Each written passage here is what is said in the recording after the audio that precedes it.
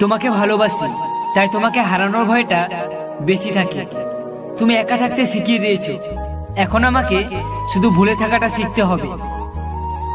আজ আমি তোমার জন্য কাঁদছি, একদিন তুমিও অন্য কারোর জন্য কাঁদবে, কারণ ভালোবাসলে যে শুধু কাঁদতেই হয়। আজ মনে হয় আমি তোমাকে ভালোবাসতে পারিনি। যখন কিছু আশা ভেঙে যায়, তখন নিজের চোখের কোণেই জল গড়িয়ে পড়ে।